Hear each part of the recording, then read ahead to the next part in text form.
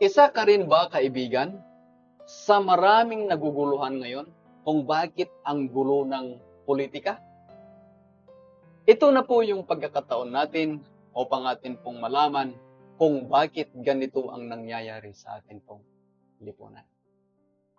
Ang atin pong usapin ay batay po sa banal na kasulatan.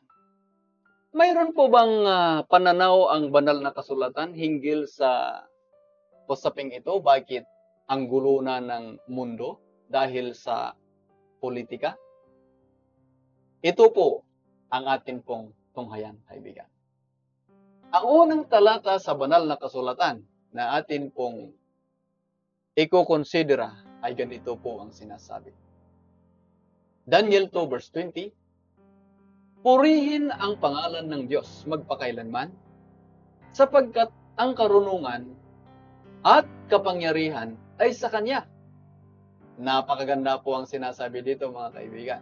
Mayroon pong Diyos na sa Kanya po ang kapurihan. Sa Kanya po ang karunungan at sa Kanya rin po ang kapangyarihan. At ang Diyos na ito, mga kaibigan, ay ganito po yung sinasabi.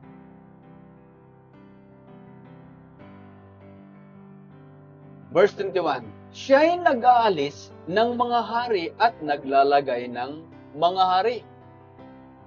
Ito pala ang sinasabi, mga kaibigan. Sa talatang ito pa lang, makikita na natin na kaya pala magulo ang sanlibutan sa larangan ng politika. Bakit? Ay dapat ang Diyos lang pala ang mayroong kapurihan. Ay ngayon kanya-kanyang magmapuri sa kanyang sarili. Oh. Ang Diyos po yung may tunay na karunungan. Ay ngayon, ang dami-dami nang nagmamarunungan. Mga Puira de los Buenos po, mga kaibigan, mga kapatid. Oo. Mayroon pong feeling siya na po ang pinakamakapangyarihan.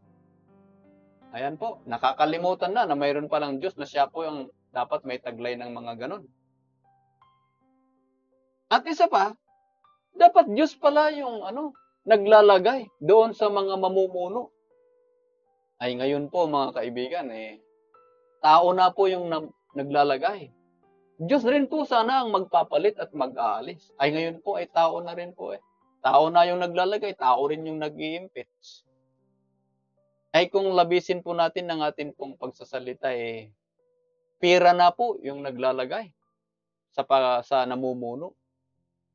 Dito pa lang, mga kaibigan, nakakalungkot na naisipin natin na ganun pala ang katindi na pangyayari sa mundo, kaya ang gulo ng politika. Kasi dito pa lang pala, yung instruction ng Panginoon o kaya yung sistema ng Panginoon ay hindi po yun yung nasusunod. Sistema na po ito ng tao, sistema ng politika. Oo, makamundong politika. Ayan po, mga kapatid. Ano po ba ang iba pa na atin pong malalaman sa banal na kasulatan? Sa pagpipili pala ng Panginoon, mga kaibigan, ay mayroon po siyang basihan, mayroon po siyang batayan doon po sa kanyang pagpipili. At ano po itong mga basihan? Ganito po ang nakasaad sa banal na kasulatan. Yan. 21 ng chapter 18 ng Exodus. Ganito po. Bukod dito'y hahanap ka sa buong bayan ng mga taong bihasa. Ayan po, unang-una, taong bihasa. Ayan. Ano pong klaseng bihasa ito, mga kaibigan? Ang dapat hanapin. Gaya ng matatakutin sa Diyos. Unang-una ito, mga kaibigan, mga kapatid pala. Kaya, ang kandidato na walang takot sa Diyos, walang pananampalataya sa Diyos, ay hindi pala ito uubra. Kung ang tatanungin natin ay ang banal na kasulatan. Oo. Kaya pala magulo ang mundo kasi kahit hindi kumikilala sa Diyos ay nagiging pwede na mamuno. Ayan po, mga kaibigan. Kaya makikita na natin ngayon bakit ang gulo ng mundo. Ay kung masunod sana itong nakasulat sa Biblia, ay siguro, tiyak. Hindi lang siguro, tiyak talaga na mas mabuti. Mabuti ang atin pong kalagayan. Ano pa po ang dapat natin malaman? Mga taong mapagpatotoo, ibig sabihin ay loyal, o yung tapat. Yan po ang hinahanap ng Panginoon. Na kung siya sana ang maglalagay, yun ang hahanapin niya. Mababasa niya yung isip at puso ng tao. Oo. Na siya po ang mamumuno. Ano pa po? Na mga napupuot sa kasakiman. Ito po, yung ayaw na ayaw sa korupsyon. O hindi yung siya po yung mangunguna ng korupsyon. Ito pala, mga kaibigan. Ano pa po? At siyang mga ilagay mo sa kanila na magpuno sa mga lilibuhin, magpuno sa mga dadaanin, magpuno sa mga lilimampuhin, at magpuno sa mga sasampuin. Napakalinaw po mga kaibigan, mga kapatid, ang sinasabi ng Biblia. Na ang dapat pala mamuno sa mataas na antas ng gobyerno hanggang sa pinakamababa ay dapat yung mga taong bihasa. Kung ang Diyos sana, ang hayaan natin na magpili. May takot sa Diyos. Oo. May katapatan at napupuot sa korupsyon, yung pagiging makasarili. Di ba po? Ang ganda po ng sabi ng banal na kasulatan. Kung ito po sana ang magiging batayan ng ating bansa, ay po, napakaganda po sana, mga kaibigan. Ano pa po ang atin pong malalaman? Sa 1 Peter, ganito po ang sinabi. 5:2. Gampanan ninyo ang inyong tungkulin, hindi dahil sa kabayaran, kundi dahil gusto ninyong makapaglingkod. Ito po, ito ang dapat nasa isip at puso ng mga politiko. Yung mga nais mamuno, magiging opisyal. Opo. Yung gagampanan nila ang kanilang tungkulin, hindi dahil sa kanilang honorarium. Tama ba po yung sinasabi? Honorarium ba ang tawag doon? Kanilang sweldo. Pero ang nangyayari ngayon kasi sa atin pong lipunan, Puera de los Buenos na sabi nila, ang number one na importante yung honorarium, yung sahod, yun po ang importante ngayon. Hindi po yung totoong maglilingkod. Pero kung panahon ng kampanya, ay talagang lahat, oo, lahat ay sasabihin niya para mainganyo yung mga tao. Ayan po. Kaya, kabaliktaran talaga ang nangyayari, mga kaibigan. Okay. So, nabasa natin na ang Diyos ang dapat mamili at magtatag, maglagay sa mga mamumuno.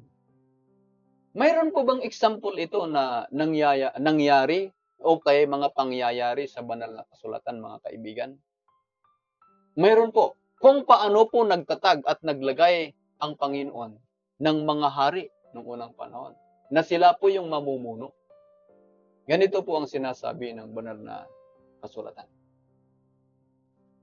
1 Kings 1:39, at kinuha ni Sadok na saserdote ang sisidlang sungay ng langis mula sa tulda at pinahiran ng langis si Solomon.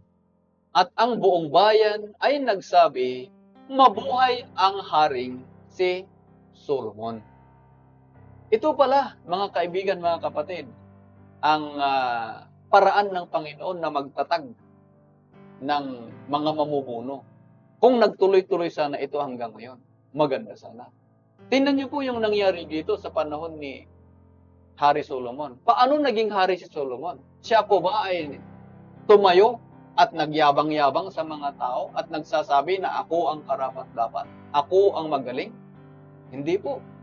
Oo. Ang Diyos po yung pumili sa kanya. Nakita ng Diyos ang kanyang isip at puso. At ginamit po ang isang saserdote na si Sadok upang pahiran ng langis. Yun po yung parang uordinahan siya sa pamamagitan ng langis. At siya po ay magiging hari. Wala na pong makakontra doon. O, wala na pong makakontra doon. Sapagkat alam nila, sa panahon noon, ang mga pari, sila po yung nakikiusap sa Diyos. O, kaya naniniwala sila na kung ano yung sinabi ng Diyos doon sa pari, yun po ang kalooban ng Diyos. Kaya nung pinahiran ni Sadok si Solomon, automatic na po nakinilala ng mga tao na siya po ay kanilang hari. At ano po ang sigaw nila? Mabuhay ang haring si Solomon. Okay, ganun po ang pagtatag ng Panginoon. Ano pa po ang atin pong makikita sa banal na kasulatan hinggil dito? Sa 2 Kings 9 verse 6 sabi po dito, at siya, si Propeta Eliseo po yon, siya'y tumindig at pumasok sa bahay at kanyang ibinuhos ang langis sa kanyang ulo. Ito po ay tinutukoy nito si Jehu. Ano po kung basahin natin ng doon po sa taas hanggang sa baba. At nagsabi sa kanya, ganito ang sabi ng Panginoon ng Diyos ng Israel. Aking pinahiran ka upang maging hari sa bayan ng Panginoon sa makatuwid bagay sa Israel. Ganito pala mga kaibigan. Ginagamit ng Diyos ang mga banal na mga saserdote noong unang panahon at ang mga banal na mga propeta sapagkat sila po ang kinakausap ng Diyos. Oo. Na mayroon po silang langis na ipapahid sa ulo ng pipiliin ng Diyos. Oo. Kaya nga ito si Jehu, hindi ulit tao ang pumili dito para maging hari. Ang Diyos po sa pamamagitan ng mga propeta. At ang propeta, sila po yung magpapahid ng langis sa kanilang ulo at sila po ay magiging hari. Wala na pong lalaban doon mga kaibigan. Walang laban po. Ay ngayon po ang nangyayari sa politika. Laban, payabangan, siraan. Yan po. Kaya kung magising sana ang sambayan, magising sana ang lahat, mga kaibigan, lalong higit tayo po ay tinatawag na Christian country. Kung kukunin na lang kaya ng atin pong bayan ang banal na kasulatan, na ito po yung magiging guide para sa pagpili o kaya para sa pagkaroon ng mamumuno sa atin. Naku po, tiyak na napakaganda po ang magiging resulta, mga kaibigan. Ano pa po ang dapat natin malaman? Alam nyo ba mga kaibigan na sa panahon din po ng banal na kasulatan, nung unang panahon, mayroon din palang panahon na ang mga tao ay nagkaroon ng sariling paninindigan. Oo. At sila po ay pumili ng kanilang hari na ayon sa kanilang pakiramdam, ayon sa kanilang kaalaman at kakayanan. At sa panahon na ito mga kaibigan, mga kapatid, ay pinahintulutan din ng Diyos na gawin nila ang kanilang nais. Parang baga, nawalan sila ng tiwala sa Diyos. Kinulang sila ng tiwala sa Diyos. Na parang sa sinasabi nila na parang nagsawa na tayo na ang Diyos ang mamimili sa mga mamumuno sa atin. Tayo naman, magawa naman tayo sa ating sariling diskarte. Para baka mas maganda yung ating diskarte kaysa Panginoon. Parang ganun ang nangyari. Okay, tingnan po natin ang record sa banal na kasulatan mga kaibigan. Sa Hosea 8 verse 4, ganito po ang sinasabi. Sila'y nangaglagay ng mga hari. Ngunit hindi sa pamamagitan ko. Tingnan nyo ito mga kapatid. Mayroon mga panahon talaga, may panahon na ang mga tao, naglagay sila ng kanilang hari na hindi nila isinangguni sa Panginoon. Ano ang nangyari nito mga kaibigan? Okay. Tingnan po natin. Sa 1 Samuel 11 verse 15. At ang buong bayan ay naparoon sa Gilgal at dooy ginawa nilang hari si Saul sa harap ng Panginoon. Okay. So, dito po natin makita, ano pong nangyari nung sila ay gumawa ng sariling diskarte para maglagay ng kanilang hari o kaya mamumuno sa kanila. Pumunta po sila sa lugar ng Gilgal. At do'y ginawa nila na hari ang isang tao na itong si Saul. Dahil sa kanilang magandang pagtingin. Sabi nila siguro, ito ang karapat-dapat. Kasi gwapo o kaya matipuno or whatever kung ano yung kanilang basihan. Bakit siya po ang kanilang pinili sa harapan ng Panginoon. Ngunit mga kaibigan, maganda ba ito na pangyayari? Maaring maganda sa kanilang pagkiramdam. Oo. Ang Diyos naman ay hinayaan niya rin. May plano ang Panginoon. Hinayaan niya para makita nila kung ano ang resulta ng kanilang kawalang tiwala sa Kanya. Kaya ano po ang nangyari afterward, mga kaibigan? Ganito po ang sinabi ng banal na kasulatan. 1 Samuel 13 verse 13, sa panahong ito, ang tumatayong propeta ng Panginoon ay si Samuel. Kaya siya po ay nagsabi kay Saul. Yan. At sinabi ni Samuel kay Saul. Ano po yan kaya? Gumawa kang may kamangmangan. Kamangmangan. Ibig sabihin, hindi siya bihasa. Ay ang sabi ng Panginoon, dapat bihasa. Anong kamangmangan ito? Hindi mo ginanap ang utos ng Panginoon mong Diyos na inuutos niya sa'yo. Ayan pala mga kaibigan Yung pinili nilang hari ay lumabag kung anong inutos ng Panginoon sa kanya. Ibig sabihin, hindi po siya masunurin sa Diyos. Walang takot sa Diyos. Walang pananampalataya sa Diyos. Yun po yung unang requirements kanina na ating nabasa. Bihasa na gaya ng may takot sa Diyos. Kaya nga, anong mangyayari? Dahil hindi siya kumikilala sa Diyos, walang takot sa Diyos, ay hindi siya matatakot na lumabag sa utos ng Diyos. Kaya ngayon, kung ganun ang mangyayari sa ating bayan, mamumuno ang walang takot sa Diyos, ay di, alam na natin kung ano ang mangyayari. Siyempre, walang ang takot sa Diyos, hindi kinikilala ang Diyos. Kaya ano pa po ang dapat natin malaman sa pangyayaring ito? Verse 14, ngunit ngayon ay hindi matutuloy ang iyong kaharian. Ito na po, sabi ng Diyos sa pamagitan ng propeta, ay dahil hindi ka sumunod sa Panginoon, hindi na matutuloy ang inyong paghahari. Anong mangyayari pala? Ang Panginooy humanap para sa kanya ng isang lalaking ayon sa kanyang sariling puso. At inihalal ng Panginoon siya na maging prinsipe sa kanyang bayan. Okay, so yun po yung umabot. Sapagkat hindi mo ginanap ang inutos ng Panginoon mong Diyos. Ayan po mga kaibigan. Dahilan, Bakit papalitan ng Panginoon si Saul dito? Sapagkat, dito sa huli, hindi mo ginanap ang inuutos ng Panginoon sa'yo. Ay soil pala sa Panginoon.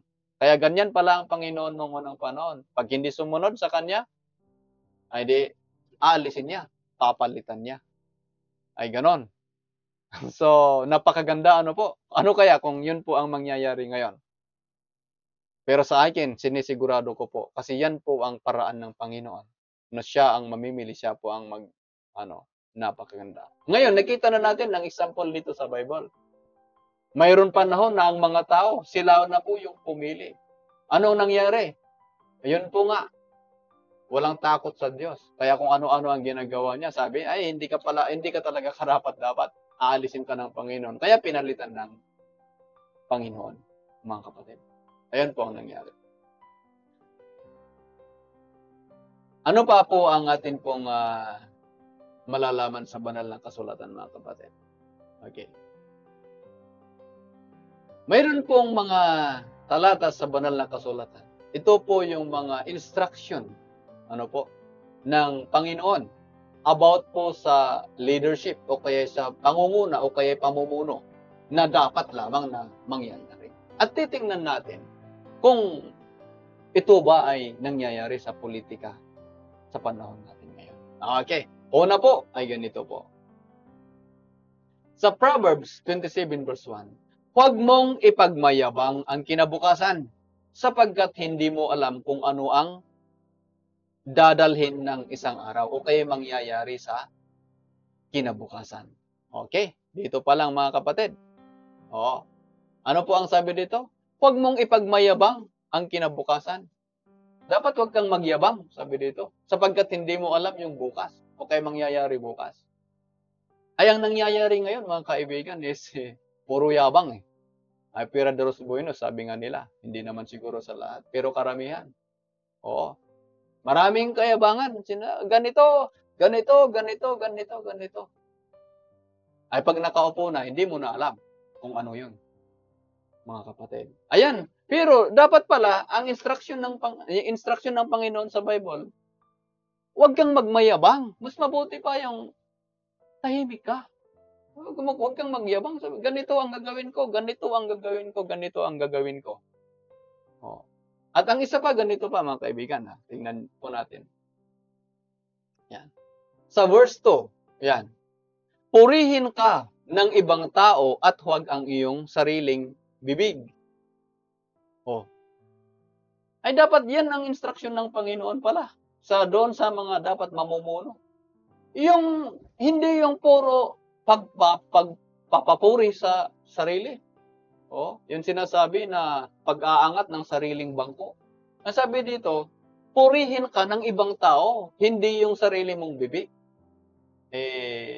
Pira de los buenos, mga kapatid, mga kaibigan, ay ang nangyayari sa atin pong politika ngayon, pataasan ng yabang.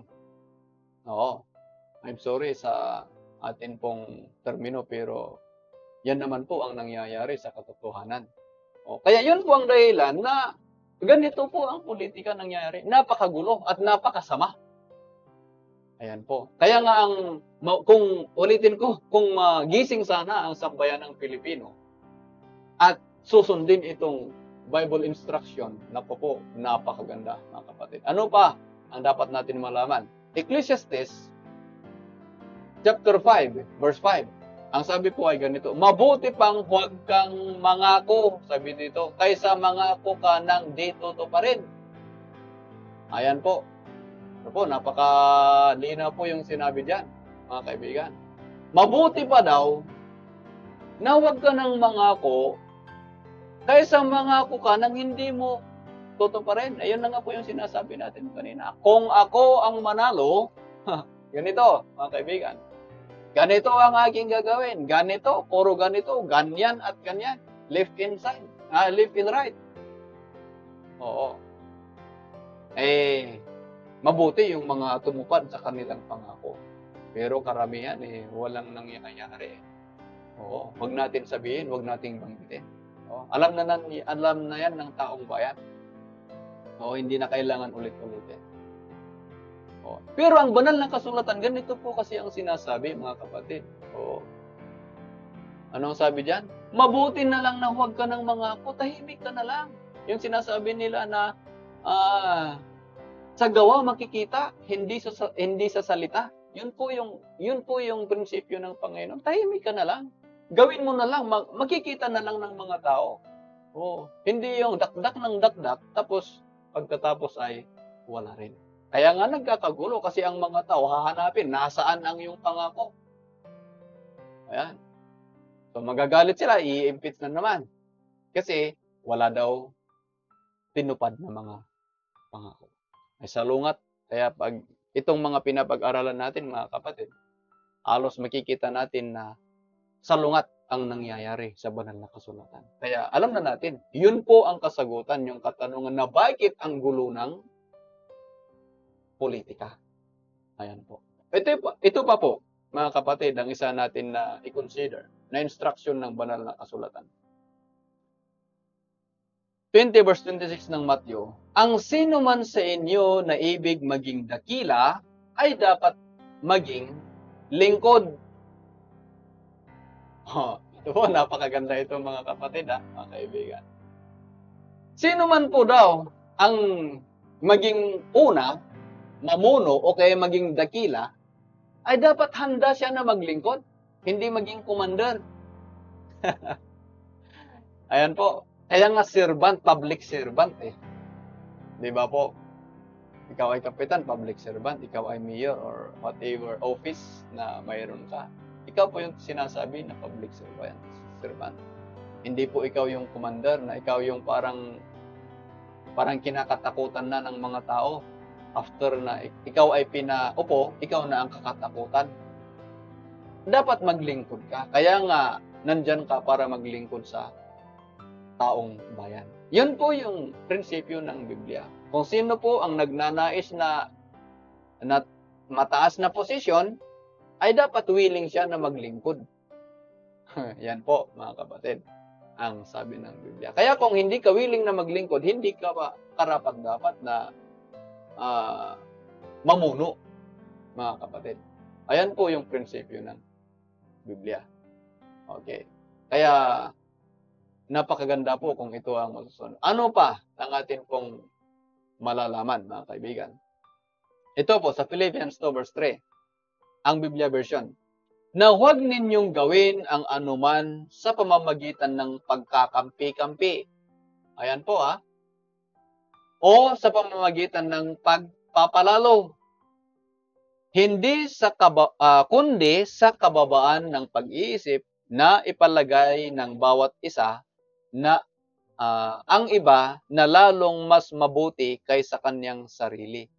Ayan po mga kaibigan, ang napakalinaw. Sabi dito, huwag ninyong gawin ang anumang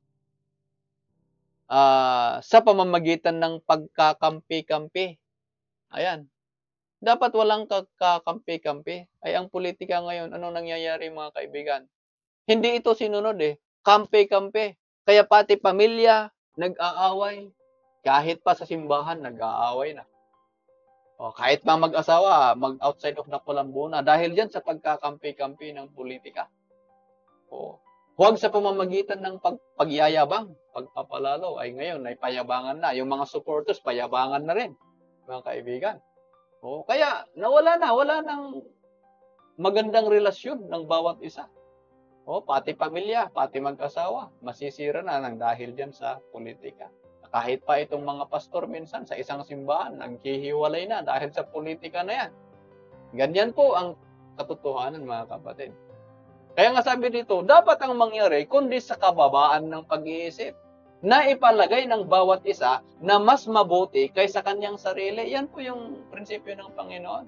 Dapat isipin mo yung sarili, hindi ikaw yung magaling, hindi ikaw yung isipin mo na mas mabuti yung kapwa mo kaysa sa'yo. Yun po ang prinsipyo ng Panginoon. Oo. Kung ganun ang mangyari, walang away, walang pagkakampi-kampi, walang siraan. Oo. Kasi hindi mo inaangkin na ikaw ang magaling, hindi mo inaangkin na ganito ka. Sinasabi mo, mas mabuti siya kaysa akin. Ayan po Oo. Ay, yung isa rin ganun din ang sinasabi niya, ay hindi ako yung karapat-dapat, siya yung karapat-dapat. Oo. Ay di, ang ganda, walang away. Oo. Walang siraan. Oo. Wala pang pagkakampi-kampi. Di ba po, mga kaibigan? Yun po ang dapat natin malaman. Kaya nga ang gulo ng mundo ng politika kasi wala sa Biblia pala yung pangyayari, salungat sa Biblia. Sa isang salin mga kapatid, sa ganun din talata, ganito, sa magandang balita, mayroon pong ibang pagkasalin na maganda rin po, ganito. Huwag kayong gumawa ng anuman dahil sa paghahangad ng inyong mga maging tanyag. Yun. Wag daw tayong gagawa ng anumang paraan para tayo ay magkakaroon ng katanyagan. Ayan po ang prinsipyo ng Panginoon. Sa halip, bilang tanda ng pagpapakumbaba, ituring ninyong higit ang iba kaysa iyong mga sarili. Ayun po. Ang ganda po. Ang sinabi po dito. Kaya, ang may exercise dito yung pagpapakumbaba. Oo. Pagpapakumbaba. Ituring mong mas mabuti ang iyong kapwa sa'yo. O, hindi yung pataasan ng ihi, yung sabi nila, o kaya magbubuhat ng sariling bangko. Yan. Ano pa po? Sa isang talata ng banal na kasulatan, sa 1 Timothy 5 verse 21, ganito naman po yung sinasabi. Sa harapan ng Diyos at ni Kristo Jesus at ang kanyang mga anghel, iniuutos kong isagawa mo ang mga tagubiling ito nang walang kinikilingan o itinatangi. Ito pa po mga kapatid, dapat isagawa kung ano man yung mga gawain, isagawa nang walang kinikilingan at walang itinatangi. Sabagay, pag panahon ng kampanya, ay ang ganda nito, walang kinikilingan, walang itinatangi yan, ay napakaganda. Yan po, Pera de los Buenos po mga kaibigan. Oo. Pero karamihan, ganyan. Ay kahit hindi ka kilala, kilala ka na ngayon sa panahon ng pagkukumpanya eh. Ay pagkatapos ng kumpanya, ay mabuti kung kakilala ka na. Hindi naman po sa lahat. Oo. Pero karamihan, ganyan po. Kahit ang mataong bayan, ganyan din po ang maririnig natin na mga pananalita ng mga taong bayan. At yun na nga po kasi ang nangyayari. Oo. Salungat po sa banal na kasulatan. Sa banal na kasulatan, walang itinatangi. Ay yung mga nakaupo, gano'n. Parang nakakahiya ng lapitan. Samantala, nung panahon ng kampanya, talagang sila na mismo yung lalapit. Magtatanong na sila, ano po ba yung kailangan? Ganito, ganito, ganito. Ay, makikita mo yung concern. Oo. Dapat ganun sana. Napakaganda sana kung yung sa panahon ng kumpanya, ganun din sana ang kanilang trato sa taong bayan. Pag nakaupo na sila, wow, napakaganda po. Pero paano nga naman na mangyayari ang ganun ay taliwas naman po yung mga nangyayari sa banal na kasulatan, mga kaibigan. Kaya nga po, mayroon pong admonition o kaya warning ng banal na kasulatan. Dahil sa ganitong pangyayari sa politika, masasabi natin na hindi na po siya kasang-ayon sa banal na kasulatan. Kaya nga po yung sa ibang mga politiko mismo, maririnig natin na sinasabi nila, ang politika daw ay ito po yung, yung dirtiest game na sinasabi nila. Ito po yung pinakamaruming laro. Yan. Oo.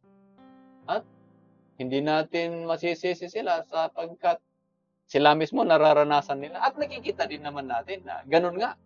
Ngayon, magkakasama, mamaya-maya, magbabangayan na. Ayan. Ay mabuti kung sa salita lang, ay minsan ay talagang patayan pa ang nangyayari. Yun po ang pinakamasaklap na bunga ng politika, mga kapatid. Kaya nga ang sabi ng banal ng kasulatan ay ganito po. 1 John 2 verse 15, huwag ninyong ibigin ang sanglibutan, ni ang mga bagay na nasa sanlibutan. Kung ang sino man ay iibig sa sanlibutan, ay wala sa kanya ang pag-ibig ng Ama. Mga kapatid, ito pong sistema ng politika ngayon, ito po ay kasama sa makasanglibutang bagay. Kayo po ba ay naniniwala dito, mga kaibigan, mga kapatid, na ang sistema ngayon ng politika ay makasanglibutang bagay? O sistema ito ng Panginoon?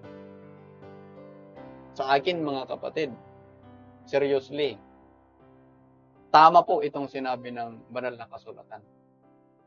Na yan po ay isa sa makasanglibutang bagay. Hindi po yan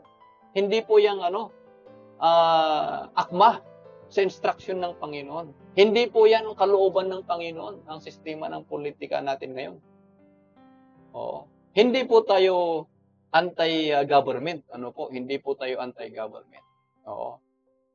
Atin pong kinikilala ang mga namumuno po sa atin. Pero yung sinasabi po natin dito is yung sistema ng politika na hindi na po ito akma sa kalooban ng Panginoon. Dahil hindi po ito kalooban ng Panginoon, yun po ay makasanglibutang bagay. Na isa na po ito, yung sinasabi dito, na huwag ninyong ibigin ang sanglibutan.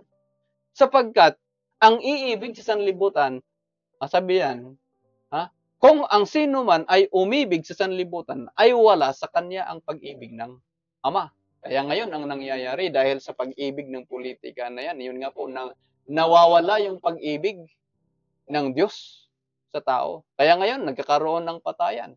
Mag-ama, magbabangayan, mag-asawa. Ayan. Oo. Sa mga simbahan, naghati-hati na. Nawawala talaga yung pag-ibig. Nawawala ang Diyos sa kalagitnaan. Oo. Kasi hindi nga po yan hindi na nga yan sang-ayon sa Panginoon. Yung sistema, ng politika. Yun po yung atin pong sinasabi, mga kaibigan. Kaya nga itong Pilipinas, kung magising sana ito, at patunayan na tayo po ay Kristiyano, sapagkat Christian country, nakakahiya na nga minsan itong Pilipinas, Christian country, tapos isa pa sa pinakamagulong lugar sa larangan ng politika. Yan. Kaya ito po yung atin pong makikita, mga kapatid, na dahilan bakit ang gulo. Hindi kasi nasusunod ang instruction ng Panginoon. Alam niyo mga kaibigan, mga kapatid, mayroon akong naalala na mga kinuwento sa akin ng mga matatanda. Nung unang panahon, ng pagpipili sa mga leaders natin dito sa Pilipinas, yung mga mamumuno, hindi naman ganito kagulo. Hindi naman ganito kagulo. Oo. Nung unang panahon na ang tawag pa ng mayor ay alkalde, sa kapitan ay tenyente. Oo. At ang lolo ko mismo, naikwento niya sa akin, siya ay nagiging tenyente nung unang panahon. At sabi niya, walang ganitong kaguluhan. Oo. At hindi, yung lolo ko, sabi niya, kinuwento na, hindi rin siya yung nag-apply o kaya nagkandidato, kundi pinili ng barangay. Oo, yun po yung nangyayari. Kaya walang gulo eh. Kasi yung barangay mismo, sila po yung titimbangin nila sino kaya yung dapat mamumuno sa atin. Mamimili sila kung sino. Oo. Wala yung magkakandidato na magkakaroon pa ng siraan, magkakaroon pa ng yabangan o kung ano-ano pa man yan. Oo. At noong unang panahon, hindi ko alam, may sweldo ba o wala? Wala pa yata eh. Kaya siguro walang gustong na tatayo na maging alkalde o kaya kasi walang sweldo o kaya kaunti pa ang sweldo. Ay ngayon, nung mayroong ng sweldo, ay kahit hindi na karapat dapat, ako ang karapat dapat. Yun na yung nangyayari dahil sa pira at dahil sa honor. Yan po yung sinasabi dyan. Oo. Kaya nawa po, mga kaibigan, mga kapatid, ay nakatulong itong atin pong pag-aaral na nakita natin, nalaman natin sa pamamagitan ng banal na kasulatan ang kasagutan ng tanong ng maraming Pilipino ngayon. Bakit ang gulo ng politika? So, nasa atin na po mga kaibigan, wala pong sapilitan, wala po tayong pinapatamaan, wala po tayong hinuhusgahan sa atin pong pag-aaral na ito, kundi atin pong ipinapaliwanag mula sa banal na kasulatan ang kasagutan ng katanungan, bakit ang gulo ng politika? Kaya nasa inyo na po yun, sa inyo pong pagpapasya, kung kayo pa rin po ba ay susuporta sa sistema ng politika ngayon o hindi na. Susuporta sa politika ngayon o susuporta sa sistema ng Panginoon. Kasi dalawa lang yun eh, sistema ng politika ngayon at sistema ng Panginoon. Okay, so hanggang dyan lang po mga kaibigan at salamat po sa inyong pakikinig, panunood at nawa po ay i-share ninyo. Mag-comments po kayo kung ano po ang nais pong i-comments. Then, God bless po sa bawat isa sa atin. Bye-bye. See you next time.